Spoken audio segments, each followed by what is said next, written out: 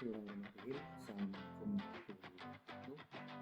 Berikut adalah video dokumentasi terkait program pengabdian, pendampingan adaptasi teknologi, transaksi non-tunai berbasis QRIS pada UMKM, pendampingan lazisme UMY, yang mana tim pengabdian terdiri dari Satria Utama dan Rozikan selaku dosen dari Prodi Ekonomi Syariah Universitas Muhammadiyah Yogyakarta, dan berkolaborasi dengan Ratna Sofiana, dosen dari UIN Sunan Kalijaga, Yogyakarta.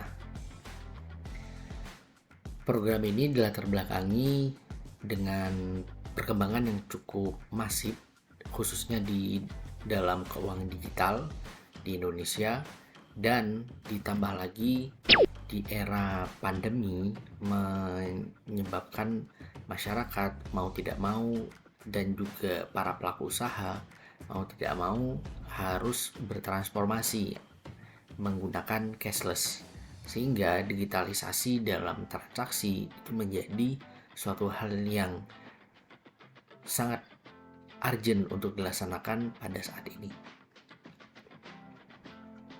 Kemudian juga data-data menunjukkan bahwasanya dalam perkembangannya peningkatan transaksi cashless atau cardless berbasis QRIS itu menunjukkan peningkatan yang cukup tajam, yang cukup signifikan, terlebih di tahun 2021-2022 banyak sekali volume peningkatan QRIS, khususnya salah satunya adalah di Yogyakarta.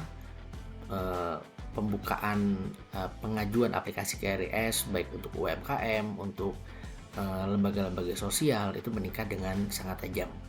Dan ini menjadi latar belakang kami mencoba untuk memberikan pendampingan terkait penggunaan QRIS. Dan ini ternyata bersambut dengan adanya program pendampingan usaha dari lazisme UMY, di mana program ini mencoba mendampingi beberapa UMKM, sekitar 30-an UMKM dicoba didampingi dan terdiri dari beragam jenis usaha. Dan karena ini adalah suatu usaha yang sedang baru berkembang, maka pastinya juga membutuhkan yang namanya moda untuk transaksi. Nah, sehingga penting untuk didampingi terkait penggunaan transaksi berbasis QRIS. Pemetaan awal ditemukan beberapa permasalahan yang ini menjadikan menjadi masukan bagi program dan menyebabkan program ini menjadi menarik, yaitu yang pertama adalah mayoritas UMKM yang didampingi itu masih bertransaksi secara konvensional atau tunai. Kemudian mayoritas konsumen dari UMKM tersebut adalah milenial yang merupakan generasi yang sangat gampang untuk beradaptasi dengan digital transaksi. Kemudian baru sangat sedikit sekali dari UMKM tersebut yang sudah mengadopsi QRIS. Dan yang terakhir, otomatis secara literasi keuangan, apalagi keuangan syariah, juga dianggap masih cukup rendah. Sehingga kami menawarkan beberapa solusi. Yang pertama adalah mencoba memberikan pendampingan bagaimana penggunaan QRIS bagi UMKM dengan melaksanakan training, baik itu untuk UMKM maupun untuk para pendamping atau para relawan dari lazisme UMY. Berikut adalah gambaran terkait kegiatan yang dilaksanakan, dan kami sampaikan juga terkait beberapa cuplikan terkait video pelaksanaan kegiatan tersebut. Digitalisasi, dan otomatis ketika ekonominya terdigitalisasi, maka instrumen ekonomi yang paling penting yaitu uang itu juga pasti akan terdigitalisasi. Dimana kalau kita bayangkan dulu 10 atau 15 tahun yang lalu kita mau ngojek atau kita mau beli sesuatu itu kan tidak terbayangkan itu kita bisa beli dari tempat tidur. Bank Indonesia selaku otoritas yang selain mengurusi uang dalam moneternya juga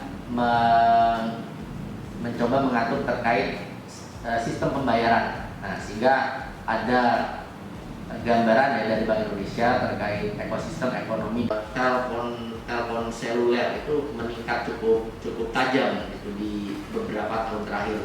Apalagi sekarang ada COVID-19 itu jauh lebih terakselerasi perkembangannya. Sehingga dalam perkembangan ini maka perlu kita tidak boleh anti dengan yang namanya sinergi, transformasi dan juga inovasi. Saya dapat jadi transaksi cashless dan cardless itu semakin diandalkan masyarakat. Kemudian jumlah merchant pengguna kris itu juga meningkat cukup signifikan ya, khususnya di tahun 2020-2021.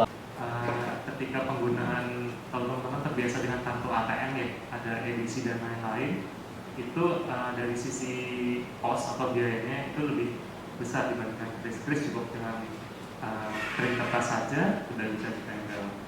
Nah, bagaimana dengan syarat-syaratnya? Kalau secara umum kita berbicara saksi itu sudah cukup. Jadi setelah memiliki rekening baru kita createkan krisnya. Syarat krisnya seperti apa? Sangat lebih mudah lagi. Cukup KTP, cukup membuat handphone. Dan tentunya harus ada paket datanya ya. Jadi kalau handphone tidak ada paket data, otomatis tidak transaksi untuk mobile bankingnya. Nah, ini salah satu tools untuk nantinya dari pengelolaan si merchant-nya itu dikenakan biaya. Ada 0,70% itu untuk biaya transaksi karena perbedaan beda bank. Berbeda untuk yang bersifat dengan sosial atau masjid itu bebas biaya. Jadi memang yang diterima adalah pure benar-benar yang disiswahkan, dan yang dipastikan adalah kalau untuk bank lain yang ini sudah ada semuanya. Ada yang sudah, ada yang belum ya. Oke, baik. Nah, tadi sudah sampaikan juga apa itu KRIS. Di sini KRIS adalah standar QR code pembayaran untuk sistem pembayaran di Indonesia. Jadi modelnya seperti ini.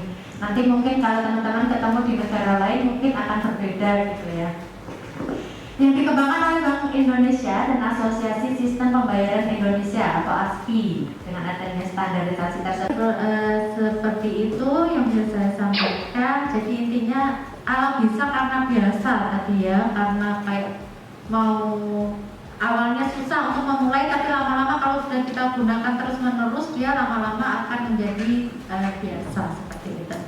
Baik, terima kasih. Tadi yang dibahas itu cara QRIS dan lain sebagainya.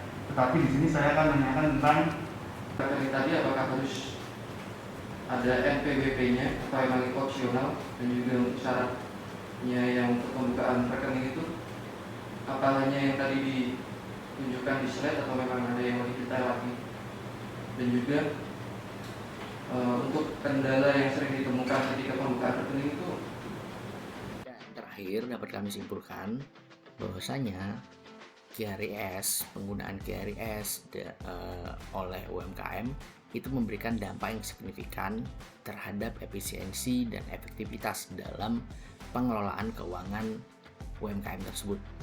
Kemudian ketika dalam proses pendampingan kami mencoba mensimulasikan para UMKM tadi untuk dalam proses penggunaan QRIS, dan mayoritas tidak mendapatkan kendala yang cukup berarti. Sehingga ini menunjukkan bahwasanya baik UMKM maupun para volunteer punya level adaptasi yang cukup tinggi terhadap QRIS tadi. Kemudian yang terakhir kesimpulannya adalah kami juga menemukan fakta bahwasanya bagaimana tadi mayoritas UMKM sebelum diberikan pendampingan ini belum menggunakan QRIS. Berarti masih banyak UMKM lainnya di luar sana yang juga membutuhkan pendampingan tersebut. Sehingga program ini memiliki level keberlanjutan dan level relevansi untuk diimplementasikan pada komunitas maupun pada tempat yang lain.